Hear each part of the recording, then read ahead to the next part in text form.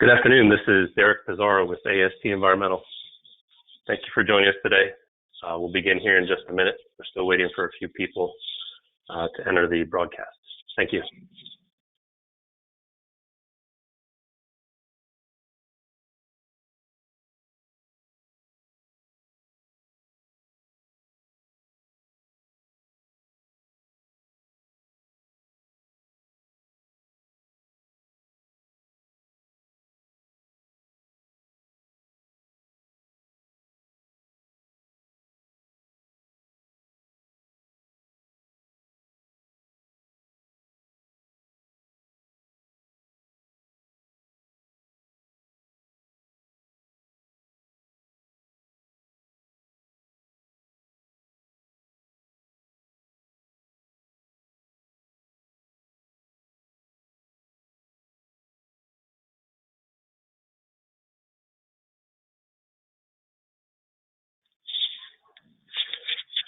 Okay, we'll get started. This is Derek Pizarro. I'm a Senior Product Manager with AST Environmental. Today's presentation is going to be accelerated cVOC remediation using BOS 100 and CAT 100 and the secret to DNAPL treatment.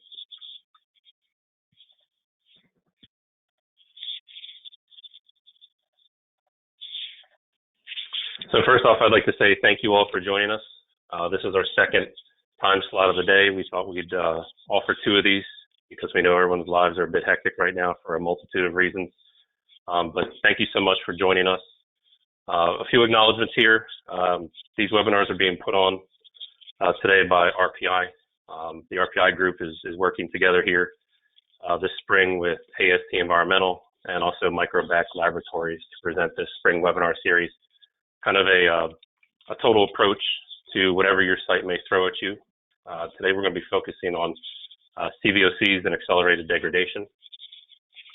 If you joined us previously for our first two webinars, thank you very much. It's good to see you back. If you didn't join us, those webinars are available as a copy to you if you reach out to us at RPI Group. We also have a number of these upcoming the rest of the spring here, 2 weeks left in April, and then all of May. So this is really a total approach to a lot of the things we do here. There's probably a number of topics here that are of interest to you. So we do encourage you to sign up. Please look for those in your email inbox, or you can find them online or at our new website.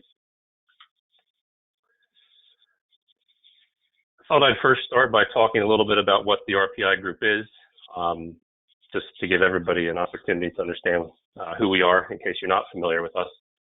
RPI group was founded a little more than a decade ago.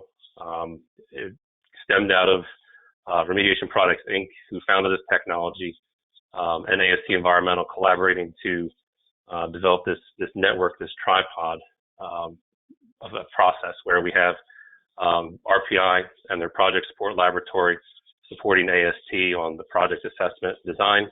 And then when it comes to the installation, which is naturally the most important part of this all, is getting it right on site, a vetted installer network that includes AST and others. So this is today's RPI group. I also encourage you to visit AST's brand new website. We just rolled that out recently. We're really excited for it, so feel free to check that out. And a lot of our contact information that's not in this program here today is on both RPI's and AST's websites. A little bit about the group. We've got a great footprint here in North America, but we have branched out internationally as well. So don't think of us as just serving U.S. or U.S. and Canada. We've certainly got experience elsewhere in the world. I know from the attendee list, a number of you are joining us that either are living internationally or have international projects, excuse me. So this is something that won't constrain us if we decide to work together as a group. Here's our roadmap for today. We're going to review the trap and treat technology specific to chlorinated solvents. And then we're also going to talk about how those two technologies work. And then we'll take time to look at a few project snapshot examples at the end. They won't be full-blown case studies, but they're snippets from some of our most pertinent topics today. Naturally, we can send you other case studies if you reach out to us that might be more in line with the project you're considering currently.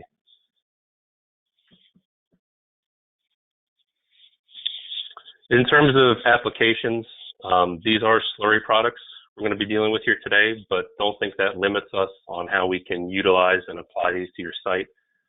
There are some additional constraints that naturally come with the physical properties of a slurry, but I'll show you in some subsequent slides ways we manage that, ways we design around that, we deal with those different characteristics than maybe liquid or aqueous products you're used to currently. I think a lot of these designs, you're going to see the grid treatment source area is definitely appropriate, but we really like PRBs here and our PI group as well. They've certainly reached a level of modernity, and installing them the way that we've designed has proven great results for a lot of our clients. Naturally, we do work with clients on a lot of combined remedies these days, as our last bullet point there. So this is something you can use in conjunction with maybe another RPI product or a completely different product at all. That's something that we can assess together, whoever you're working with in the group. So let's talk about technology first. If you were able to join us for our first webinar, we took a deep dive into activated carbon. I just wanted to touch on that briefly here with this first slide. The trap and treat concept, that term was coined by RPI Group at the outset of the invention of these products. And it's a really great term because it talks about the capturing of the contaminant and also the subsequent treatment. There are activated carbon products in the marketplace, both conventional or commercial, and also some labeled as specialty. Be it known they don't have a treatment mechanism imposed directly on the activated carbon structure. And that's extremely important. We'll talk about why that is important in a second here, but I just wanted to kind of go over how this works when it's first installed in the ground. When you utilize an activated carbon platform, one of the things you're immediately going to notice is your dissolved phase cleans up immediately. It's going to be a precipitous drop-off. But once you sequester that, once you've absorbed that contaminant onto the activated carbon, what are you doing to it without a treatment mechanism? When is it going to desorb? In what time period is it going to desorb? How much are you going to desorb? So everything we do at RPI Group has a both capture and a treatment component to it, because we don't want to leave something in situ that's just sequestered. So trap and treat is really a great concept that's been developed here at RPI Group. Activated carbon itself, it's a very powerful product. I'm sure many of you have used this in various forms or fashions, either in situ or ex situ in our business. I really like that picture there on the right. 5 grams of activated carbon has the internal surface area of a football field. That's an extremely powerful tool that we can leverage in situ in terms of concentrating contaminants and bringing them to the sites where we've got a treatment mechanism in place to deal with them. If you haven't worked with us before, we use virgin, food-grade, coal-based activated carbon. And the reason we start with coal-based activated carbon is it has the highest absorption isotherms versus other types that are available on the marketplace today. That's extremely important when you're dealing with large molecular size or weight contaminants, like a lot of our sites. We find a lot of our sites. And as much as we would like to use something regenerated in this industry for maybe sustainability reasons, unfortunately, we can't really do that when we use activated carbon in situ. All activated carbon products that are injected in situ should be virgin. And the reason is many of the regenerated activated carbons, regardless of size or type, typically have higher concentrations of heavy metals that remain in them after regeneration. So we use all original virgin equipment here. The next thing we talk about when we look at your site is we look at speciated data. And the biggest reason for that being is different contaminants absorb at different capacities on activated carbon. So as an example here on the table on the bottom there of your slide, monochloride and cis-TCE as a comparison, and we'll start at the 10 micrograms per liter level. You can see there's an order of magnitude difference that 2 concentrations of different contaminants will absorb onto the same amount of activated carbon. This was a laboratory experiment. We've done this with many other contaminants we commonly deal with, and the trend is very similar. There's vast differences between a lot of the contaminants we deal with, from TCE to TCE to VC. If you're dealing with hydrocarbons, the same thing.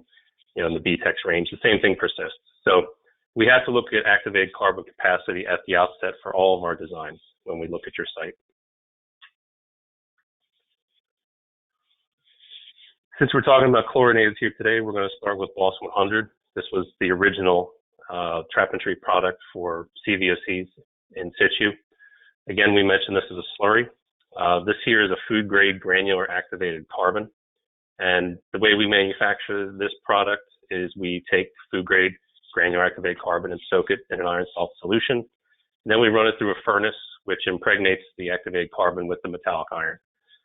We get about 6.5% waste by iron within the carbon structure. Again, this is not a mixture, and the big reason to call that out is this, if you were to mix activated carbon with another iron product and then try and inject those in situ, you're going to end up sequestering the contaminant onto the activated carbon, and it won't be available either biologically or abiotically to your treatment mechanism. So this is a combination that is powerful, but it must be a fusion. You have to have your treatment mechanism, the metallic iron, into the lattice structure of the activated carbon to make this function properly. And just as a refresher, we are dealing with metallic iron here, so this will be a beta elimination pathway process. You can see in the diagram there, pathway number 2. So wherever we start with our parent material, we're not going to subsequently work down through those daughter products. We're going to jump into that beta elimination pathway and go right to ethane. So we get to the completion a lot quicker than we would to with a typical ERD process. We also get asked a lot, how does this compare, BOS 100? How does it compare to ZVI, other iron-based products on the marketplace? And the biggest difference is the combination of the carbon with the metallic iron. I mean, these two products are structurally fused together, and they work in concert very efficiently. The first being that the activated carbon concentrates the contaminants, which increases our ability, it increases our degradation rate because of that increased concentration. The second thing is because the activated carbon and the iron are fused together, it becomes a conductor. So we're transferring electrons directly through the structure to reduce our contaminants. We also get asked, how does this product compare in terms of longevity? We've got some bench studies, we've got sites and case studies we can talk about where it's both from a laboratory and a field standpoint. We've got 10 plus years of review on some of those, and it continues to function. So this is a much longer longevity than you would expect with a lot of ZVI amendments on the marketplace today.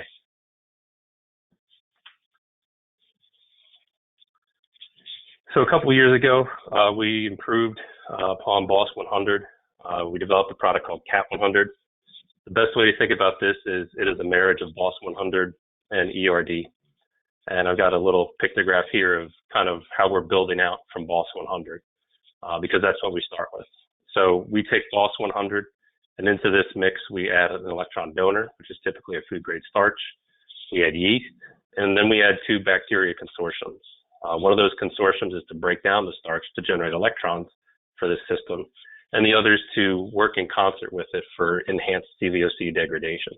So this becomes a total system. It's not multiple systems working independently. It all thrives and combines together for a synergistic effect in situ.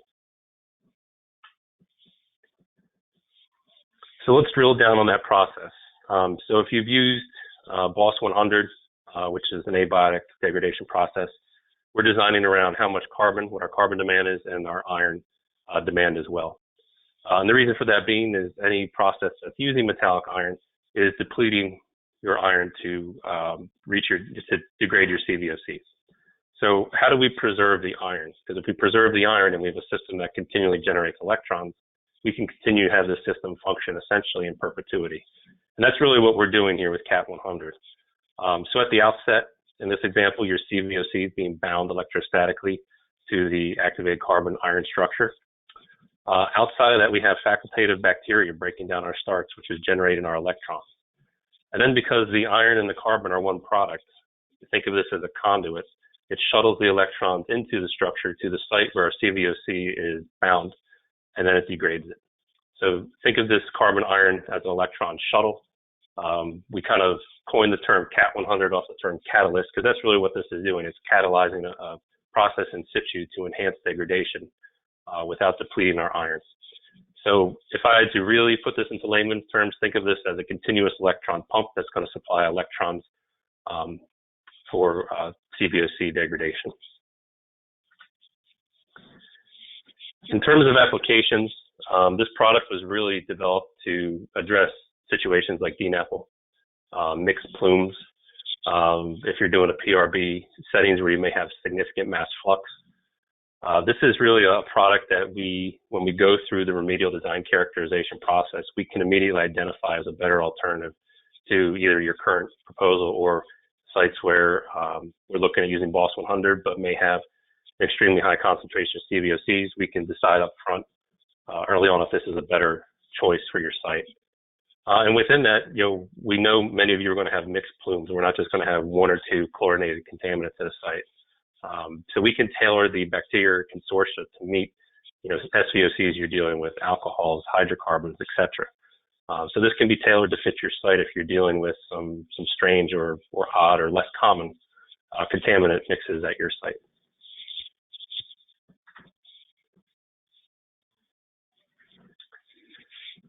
The next thing we want to look at is evidence for treatment. And the reason for that is, let's take, for example, a moderate to dilute plume situation where we inject a activated carbon product. We see immediately we clean up the dissolved phase in groundwater. How do we know we've actually got treatment going on? Because without a trap and treat product, you're just, again, sequestering the contaminant and awaiting for biological degradation or essentially desorption at some point in the future. So when we use these products, we are saying we're not just sequestering them, we're trapping them, but we're treating them. How do we show we're actually achieving treatment? Because that's hard to prove once you start using an activated carbon product in situ. There's a number of different methods here. Total mass is great, but we don't always have the ability to go out with a probe and take confirmation samples. We don't always, we wrap up a site, we typically demob. A lot of our sites are done in one installation process, so we're not usually going back. Other ways we can do that: dissolved gas generation, volatile fatty acids. Some of these other markers on here, we can use them to determine rates of treatment and how well we're treating things in situ, just based upon collecting a couple 40 milliliter VOA vials. They're not as invasive as, say, total mass assessments. RPI operates a complementary project support laboratory for you. It's based in Golden, Colorado. That is available to you at the beginning in our design stage, during the injection stage, and then post-installation for performance monitoring. So I do encourage you, as you work with us, as you work with RPI and some of our installers, that you utilize this to your fullest advantage. You're never going to be sent a bill for these tests, but they allow us to start a process that's going to succinctly design a remedy for your site and then install it and then monitor that installation as well. The last thing on this slide is we've also recently gotten involved with a number of projects that have either required or elected to use some advanced microbial diagnostics and isotope analysis. As you can see from our webinar series, we've partnered up with Microbac Laboratories for some of this. And I would encourage you to reach out to both us and Microbac if this is something you're interested in. We had a great presentation last Tuesday by Aaron Peacock of Microbac, and if you missed it, we can certainly get you a copy of it, but it was a really good analysis on how to utilize these more advanced diagnostics for your site to determine performance, both during and post-injection. More recently here, just about 2 months ago now, ITRC released the Optimizing Injection Strategies and In Situ Remediation Performance document, which we at RPI Group found extremely useful, salient, and appropriate for a lot of things that we talk about and do every day in the RPI Group. And I think the day after it was released, I called up Scott Nolan, president of RPI, and he gave me this quote over the phone. And it vets, it affirms a lot of the things that we've been doing at AST and RPI for a long time, and that is to make sure we have an appropriate assessment of our site as we move through the evaluation process. And just as if you've never used an RDC for your site, RDC stands for Remedial Design Characterization. It's really a high resolution sampling event, soil samples, groundwater samples, maybe some hydropunch or hydraulic profiling involved in that, maybe some temporary wells. Basically, this is doing a more complete site characterization up front to determine the appropriate remedy and where it needs to be and at what loading. So think of this as enhancing your conceptual site model. Think of this as a footprint for where mass resides at your site.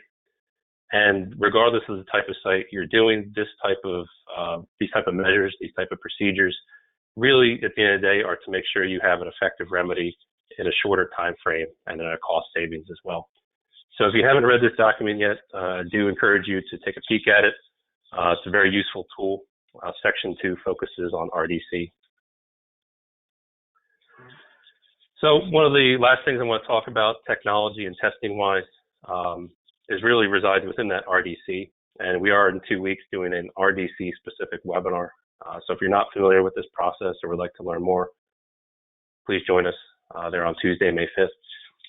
But really, it's this RDC that allows us to design and handle sites where you've got significant NAPL, whether it's DNAPL, LNAPL. Obviously, we're focusing on DNAPL here today.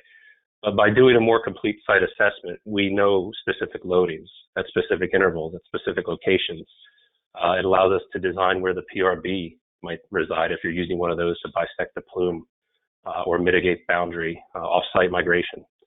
And really, this is done primarily through the process, but also utilizing RPI's Project Support Laboratory. Again, that is complementary to you, our clients, and it really takes the guesswork out of the site once you're ready to move to the field. So this process is really to increase success overall for all of us. It's to increase efficiency and efficacy of your overall site plan. And while we're not dealing with it here today, since we are talking about DNAPL, I did want to mention that if you do have chlorinated solvent impacts in fractured bedrock, we'll be talking a little bit about that and fractured bedrock treatment as well in a couple of weeks too. So in terms of installation, I mentioned at the outset that these are slurries. They are different physically, characteristically than a lot of the amendments you're usually or more commonly familiar with. If you haven't used these, you're talking about a slightly different process.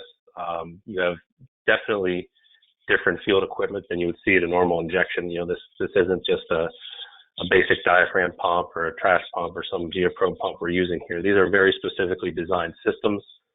These are not off the shelf. They are all custom built within RPI Group under the direction of RPI and AST. So these are very advanced trailer systems, but they need to be because these are slurries. And you can see here in the pictures in the top right, you know, the kind of the differences in what we're dealing with when it comes to injection. If you're doing fine grained materials, you know, you're getting more of a fracture or soil parting. When you move into coarser materials, you're actually increasing the pressure. You're getting product co-mixing with the sandy or gravelly or coarser materials. So, you know, knowing what pressures to use, what type of injection tips to use, and also optimizing while you're starting up on site is something that's really important to consider when you're using these products. I mentioned earlier, we're big fans of PRBs when they're appropriate at RPI Group. Certainly, as an example there on the right, you can trench in PRB with, you know, these products can be used in a PRB. And if it's appropriate, that's certainly expeditious, and we would encourage you and we'll work with you to do that. But in some cases, that's not, you know, it's not possible to do that. We certainly see a number of sites where we have to inject those PRBs, and that's a lot of what we're doing day in and day out. But if we do have the option to trench it in, we will. As an example here, that's a site on the Atlantic seaboard where we did a design for a PRB to cut off a chlorinated solvent plume. This is before injection. This is before site clearing, so this is naturally an ideal, you know, triangular centers 5 feet apart. Here you can see we're looking at using 4 curtains within that PRB, but we might use 3, 4, or 5 depending on mass flux and depending on geology. So there is both an art, but also a significant proper design that goes along with a PRB when you're injecting it. And then the last thing I wanted to touch on here before we look at some examples, and then we'll move to some Q&A. I did want to bring up pre-drill. We've started to use this a good bit, both domestically and internationally now. Pre-drill is a process that the RPI Group has developed where we can access challenging geology. And by that, I mean, if you're dealing with overburden at some point, if it's not the initial couple feet, but at any point within your overburden unit where you might have glacial till, glacial outwash, cobbles, urban fill layers, maybe a very hard clay unit, things that would prevent you from traditionally pushing through with a DPT rig. This is a process that works extremely well to access the depths you need be it a specific targeted interval within the overburden, or if you're trying to achieve depth at the top of bedrock, if you're doing treatment all the way down to it, or if you have to treat the overburden, the transition zone, and down to the bedrock in a combined approach. But here, this is for the overburden and transition zone. And what we're doing here is we're using typically sonic, but sometimes hollow stem or solid stem augers, and we're going to achieve the depth that we're targeting. And then as we retract, we're going to backfill with hydrated bentonite or a bentonite slurry. And then after that sets up, we can push right back through that bentonite column that we've installed in the subsurface and inject using a traditional DPT rig. The type of fluid, this type of slurry at these pressures is going to cut right through the bentonite and propagate out to the formation like a hot knife through butter. So it's not going to be a problem achieving distribution, but naturally we have to get to our targeted intervals to do that. We've used this at a number of sites around the country. Probably one of our more prominent ones recently was a DoD site in South Carolina, achieving depths down to 180 feet for installation of a BOS 100 PRB to cut off a chlorinated plume. If you're looking to see a little bit more about this, we're going to do a capsule within one of our subsequent webinars here that it's going to really expand upon this. Since there's probably not too many people that are familiar with this, I would encourage them to visit us on May 12th for that webinar. Okay, so a couple of snapshot examples here. The first, a former military site. Here we're dealing with TCE, and we're looking to evaluate the effectiveness of BOS 100. We know we've got impacts in saturated soil and groundwater. We're also dealing with a perched groundwater table, which is part of the reason that we're looking to do pre-drill here as well. And the approach you could see there is we're going to go through an RDC process, and then we're going to install a pilot. And that's really to get us to, at some point in the future, and it looks like it may be this year, of moving it off of the pilot into a full-scale application. But going back, we completed the RDC in December 2015. Again, we pre-drilled these. We had refusal using a direct push rig right at the perched groundwater table. So we actually pre-drilled this site with solid stem augers and then followed through with injection. One of the things we were also using out here was a solvents continuous multi-channel tubing installation. It's a multi-level well installation. We installed some of the soil borings out here. That allowed us additional resolution in the RDC. And you can see there for this this small 3-section pilot, we collected a total of 115 soil samples. Again, those were processed at RPI's Project Support Laboratory, pro bono for our client. After the RDC, we revised our design and went out with a pilot test. We actually kept 3 different grid spacings for this pilot to evaluate distribution, spacing, and thus efficacy of the overall plan. Again, that's to move forward into a full-scale application here, hopefully shortly. And I have the performance monitoring for that pilot here on this slide. As you can see there on the left, NW18, we've got over 1,300 days of performance monitoring. You can see we've got greater than 99% reduction. That's extremely good considering where we were starting at. We've also evaluated some of our other sentinel wells within that area. You got NW27, 28 there on the side, and we do see continued decrease there as well. So we don't have a lot of data post injection completion because we're only funded for 6 months of performance monitoring. But even coming back just recently and evaluating the data, we had great results from this installation. And then I'll close with a brief snapshot. This is a former manufacturing site in the Midwest.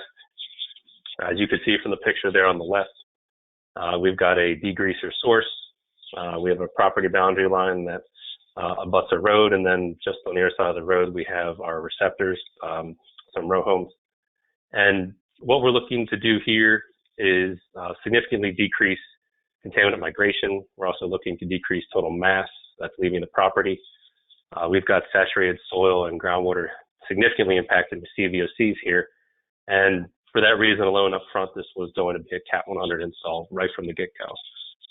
All the power of that product that we talked about earlier on in this presentation was something that we would need to utilize here, and we did. So after our RDC, we completed 215 direct push points here to install a little more than 11,000 pounds of CAT.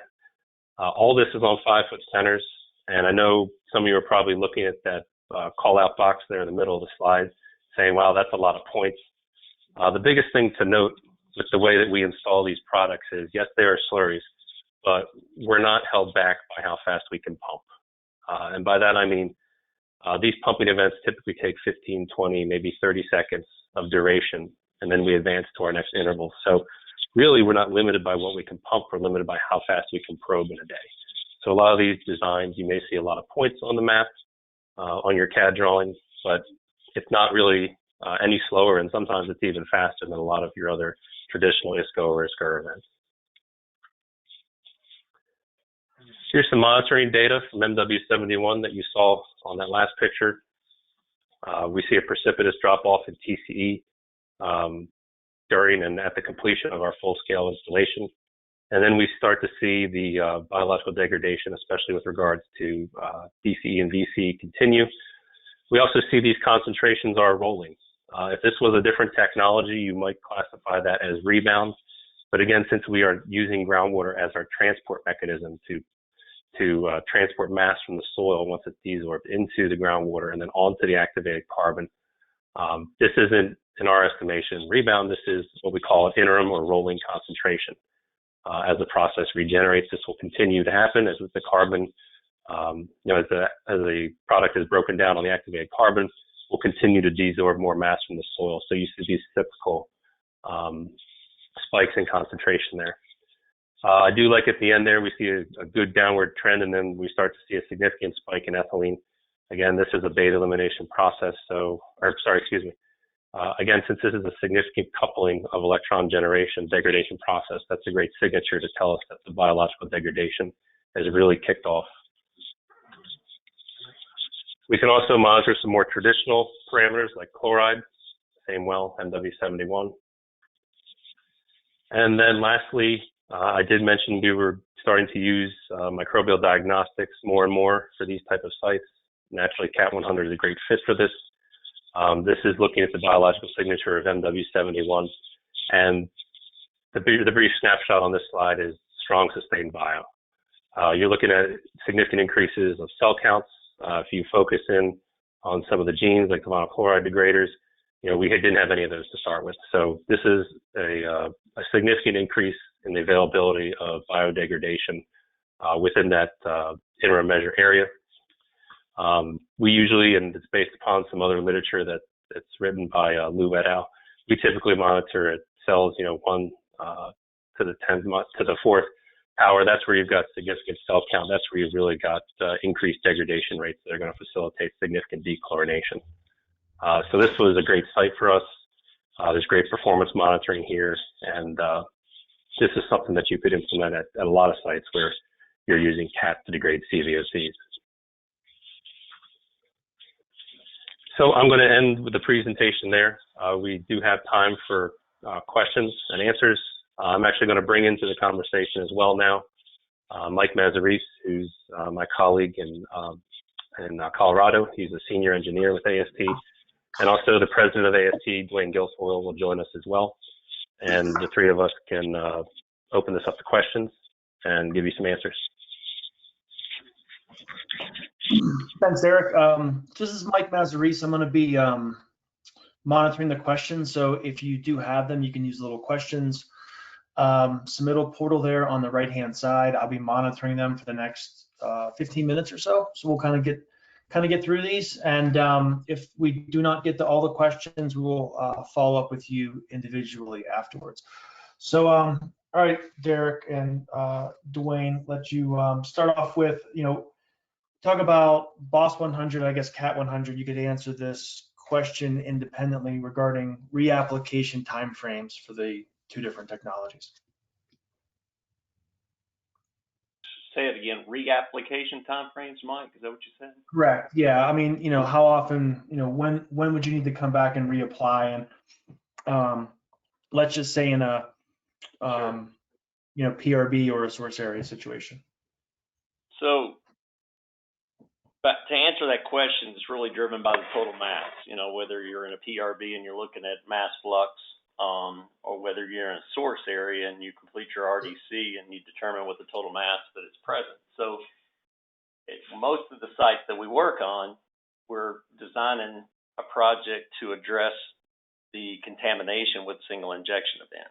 So, we're looking at total iron demand if we're looking at BOS 100 by itself for abiotic treatment, or we're looking at, donor requirements when using the CAT 100. There are situations on the PRBs where that, a client will dictate or, indicate how long that they would expect or want the PRB to last.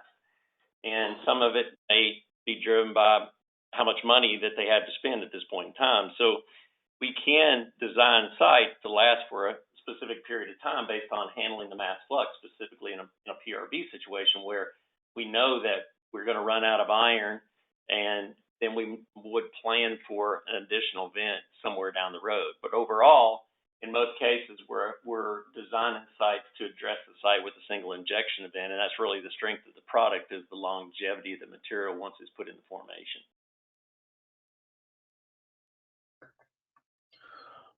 Excellent. Thank you. Thanks, Dwayne. I guess someone asked for some clarification on just the pre-drill process. So I guess if one of you could just go through that again, maybe give an example in a situation where we've used that in the past, and then kind of walk through the various steps there. Sure. I can think of a pretty good example that's applicable to a site we did up in the Northeast recently. We've naturally got glacial till in a lot of areas as you move further north into New England. We encountered a site where we had glacial till. We could not probe through it. They've tried that previously at the site. It was also one of the reasons that a remedy hadn't been easy for them to implement. Over a number of years, they tried different things, and it was really about access. So when we used the pre-drill method out there, we took a sonic rig out, and we drilled down to our target depths range from about 30 to 35 feet. Again, we backfilled with hydrated bentonite, and then we still used a traditional, 66 series rig to push back through that and inject. And once we get that column of bentonite installed, regardless of what we drilled through with the sonic, the till, the cobbles, other layers that would cause interference or refusal or even rod bending using a DPT rig, we've got that corridor into the subsurface that allows us to go through our interval injections, be it 12, 18, 24 inches. So it works really well. Really the typical question that we usually get the question that, how much does that cost? And obviously that varies per site. But when you're talking about challenging geology, you're talking about needing access to depths that you can't currently get. It's really not that big of an expense overall to a project. We've even had some sites where they completed the pre-drill with well cans, so that in the future, if there's things you need to do to augment a biobarrier, or if we're using BOS 200 or CAT 100, if you're looking to do monitoring long term, you have access to both the wells you're utilizing for performance monitoring and also those bentonite columns as well. I don't think we're really limited by where we can install that. I mean, we've achieved depths of almost 200 feet at some localities. It's all predicated upon the equipment, and the sonic probes are really great tools to achieve those depths, whether it's a targeted depth, whether it's top of bedrock. So I don't, maybe Dwayne wants to jump in, but I can't recall a site where we've been limited based upon depth or geology once we get that sonic probe out there. No, I think that the easiest way to answer it, one of my geologists indicated this to me, is that if a groundwater sample has been collected there during an investigation to know there's contamination, we can get there with equipment to install the material.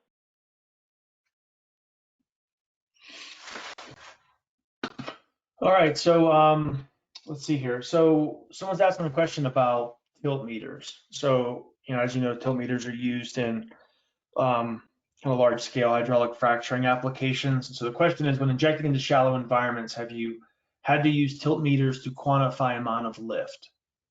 and how do you calculate volume in the subsurface into that potential lift? We have not. I know other people have.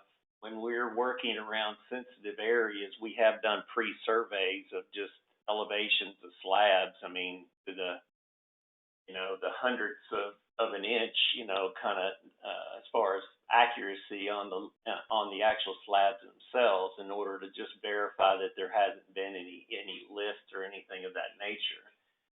The volumes that we put in the ground in relation to the formation, the overall formation volume, the volumes are very small, and shot volumes that we use are very, based on what Derek was indicated just on that case study, that we're on a very tight grid spacing, and we use very small shot volumes in order to just make connections with the adjacent point. So it's not like we're building up this massive amount of localized volume of fluid or pressure. And we really have not seen any major issue related to any kind of lift or things of that nature on sites. Right, and we've done enough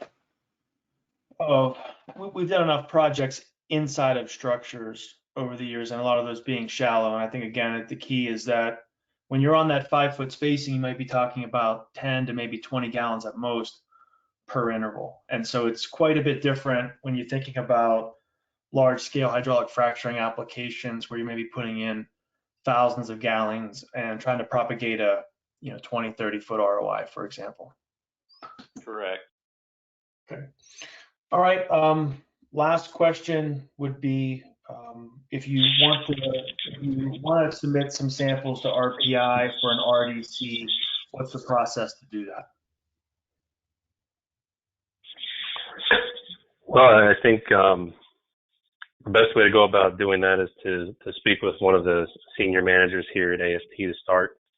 RPI, we'll work with RPI to run those samples, but really, if you're headed out to the field to potentially send us samples, we definitely want to walk through the process with you.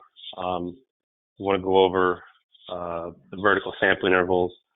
We want to talk about where we want to take it. We may even supply at no cost to you one of our geologists to go with you, just to be with you maybe at least for a day or two at the outset if you've never done this before.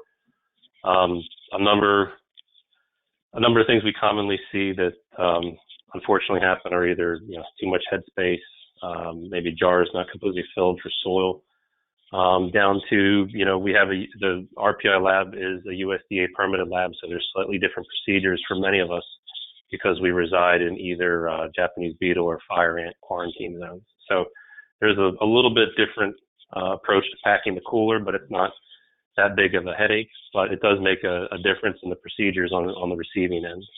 So I'd probably encourage people to reach out to AST first, and then we can join RPI as it's needed. But that's probably the way I would go about doing it. It's very similar to submitting to a commercial lab. I mean, they have electronic chain of custody, and like Derek says, groundwaters are just standard. There's no specific packaging requirements as far as shipping groundwater.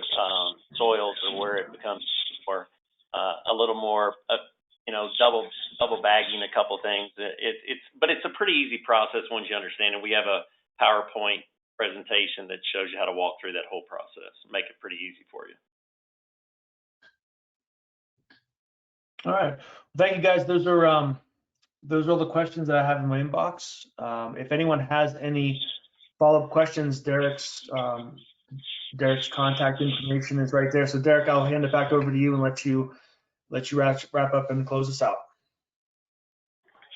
Sure. Thanks, Mike. Thanks, Dwayne. Again, I do appreciate everybody spending some time with us this afternoon. My contact information and also Bob Elliott for RPI. You can see on the screen there in front of you. There's also additional contact information for all of us on our respective websites, astenv.com and also trapandtreat.com.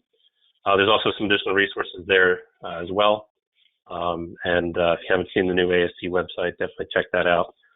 We just recently redesigned that to make it more user-friendly and provide you with a little intro into a lot of things we talked about here today that may give you some ideas for your site. So thank you again, everyone. Stay safe, and I hope you have a great rest of your day.